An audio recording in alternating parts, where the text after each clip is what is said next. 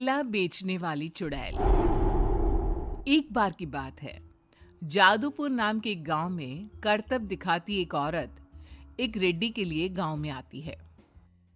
आइए आइए मेहरबान कदरदान, खाइए रोहड़ा के ताजे ताजे केले। कभी खाए नहीं होंगे ऐसे केले। पीले पीले केले खाइए। ये कहकर रोहड़ा हाथों में 4 केले लिए उन्हें सर्कल में जोर जोर से हवा में उछालती हुई करतब दिखाती है, जिसे देखकर आसपास के सारे बच्चे अपने अपने मम्मी पापा से उस औरत के पास जाने की जिद करने लग जाते हैं। पापा, ऐसा तो सर्कस में बॉल से होता है ना? ये आंटी तो केले से कर रही है। चलिए ना पापा, देखते हैं। रोहड़ा एक पतली सी तार पर चलती हुई केलों से करतब दिखाती है। आते जाते सभी लोग बाहर रुककर उसके करतब देखते हैं और वाह वाही करते नहीं थकते। जैसे ही एक आदमी पास आकर उसे पैसे देने लग जाता है, तब वो कहती है, अरे नहीं नहीं साहब, मैं करतब तो बच्चों के मन को बहलाने के लिए करती हूँ। धंधा तो मेरा केले का है। पीछे देखो मेरी रिड्डी, जो भी मेरे केले खाएगा मेरी तरह चुस्त दुरुस्त और तंदुरुस्त हो जाएगा। पता चलता है क्या कि मेरी उम्र 55 की है। अरे पर ऐसे ठंड के मौसम में कोई केला क्यों खाएगा? ये ऐसे वैसे केले नहीं है साहब, ये शरीर में गर्मी देते हैं, ठंड को दूर भगाए। जो भी रोहिणा के केले खाए। पापा, अगर मुझे केले नहीं मिले तो मैं घर नहीं जाऊंगी। तभी उसके पापा कहते हैं कि बेटा, केले ठंड में कभी गर्मी नहीं देते। ये सब कहने की बातें हैं, सामान बेचने का तरीका है इनका। पर पिंकी नहीं मानती। मैं केले खाऊंगी। पिंकी की जिद के आगे नत्थू हार जाता है और उसे केले खरीद कर दे देता है। पिंकी खुश होकर केले घर ले आकर खाती है। अब मैं भी करतब करूंगी, कितना मजा आएगा। जादुई केले। पिंकी पहला केला खत्म भी नहीं करती कि वो बेहोश हो जाती है। दूसरे केले से एक काला धुआं आता है और रोहड़ा चुड़ैल बनकर बाहर निकल आती है। मेरे भूतिया केले बच्चे न खाए, ऐसा हो ही नहीं सकता। जादूपुर वालों, कब तक बचोगे? आ गई हूं मैं रोहड़ा, जिसका कोई नहीं कर सकता सामना।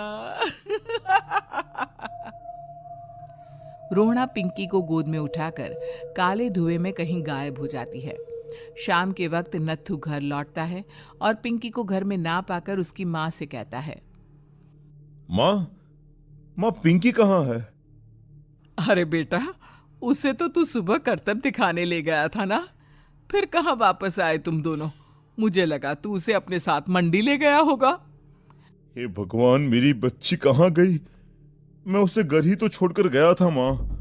नत्थू गांव के घर कोने में अपनी बेटी को ढूंढता है, पर उसे वो कहीं नहीं मिलती। परेशान होकर आखिर रो रो कर नत्थू हिम्मत हार कर घर लौट आता है। अगली सुबह रोहड़ा फिर से करतब दिखाने आती है और इस बार पिंकी की तरह रोनी केले खरीद लेता है। 50 रुपए दिए थे पापा ने, सारे पैसों की मैंने केले खरीद लिए हैं। अब मैं भी आंटी की तरह ही करतबबाज बन जाऊंगा। यही सोचते हुए रोनी केले खाता है और पहला अकेला केला आधा खत्म भी नहीं करता कि चुड़ैल उसके सामने आ जाती है। मेरे साथ चलने का समय आ गया है रोनी। ये तो बस शुरुआत है। अब इस गांव के सारे बच्चे धीरे धीरे मेरे कब्जे में होंगे, एक बच्चा भी नहीं बचेगा। ये कहकर रोना रोनी को गोद में लेकर काले धुएं में अदृश्य हो जाती है। इसके बाद हर रोज गांव में से कोई ना कोई बच्चा गायब होता, पर ऐसा क्यों हो रहा है किसी को भी समझ में नहीं आ पा रहा था। रोज की तरह अपनी बेटी पिंकी की तलाश में नत्थू गांव के एक तालाब के पास बैठा रो रहा था। कहाँ गई मेरी पिंकी? शकुंतला के जाने के बाद एक वही तो मेरा सहारा थी। अरे उसकी आत्मा कोस रही होगी मुझे कि मैं अपनी बच्ची को संभाल भी नहीं पाया। नत्थू ये कहता हुआ रो ही रहा था कि तभी तालाब में से उसे शकुंतला की आवाज सुनाई देती है। कहाँ कहाँ कहाँ थी तुम शकुंतला? हमारी बच्ची और सारे गायब हुए बच्चे रोहणा के कब्जे में हैं। वो बच्चों को जो केले देती है उससे बच्चे बेहोश हो जाते हैं और उसके कब्जे में आ जाते हैं और वो उन्हें ले जाकर काली दुनिया में ले जाती है। पर वो ऐसा क्यों कर रही है? ये मैं नहीं जानती, पर उस दुनिया का रास्ता मैं आपको बता सकती हूँ। जहां ये नदी खत्म होती है वहां एक केले का पेड़ है, उसके नीचे एक दरवाजा है, वहीं से रास्ता जाता है उस दुनिया का। ये कहकर शकुंतला की आत्मा गायब हो जाती है।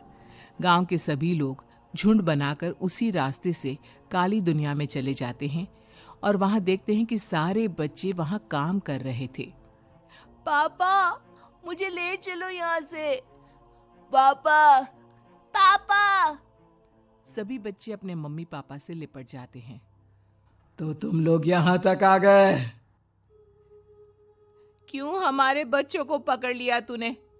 तुझे शिकार ही बनाना है तो ले, हम सब आ गए हैं, हमें खा ले। नहीं, मुझे बच्चे चाहिए, मेरे बच्चे के बदले तुम लोगों के बच्चे। क्या मतलब? मैं इसी गांव में रहने वाली एक औरत थी। केले की चोरी के इल्जाम में मेरे बेटे को गांव वालों ने इतना मारा कि वो मर गया। उसी दिन मैंने ठान लिया कि गांव वालों का भी वही हाल करूंगी।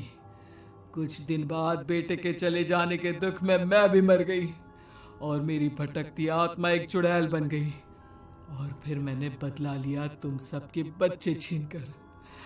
बर्दाश्त नहीं कर पाए ना? सोचो मुझ पर क्या बीती होगी। हमें माफ कर दो रोहणा, पता नहीं ये किसकी गलती थी पर हम सभी माफी मांगते हैं। हमारी खुशियां लौटा दो, तुम भी तो एक माँ हो। गांव वालों की बात सुनकर रोहणा का मन पिघल जाता है और वो बच्चों को छोड़ देती है। उसके बाद काली दुनिया बच्चों के लिए जादुई दुनिया बन जाती है। अब कोई भी कभी भी वहां आ जा सकता था।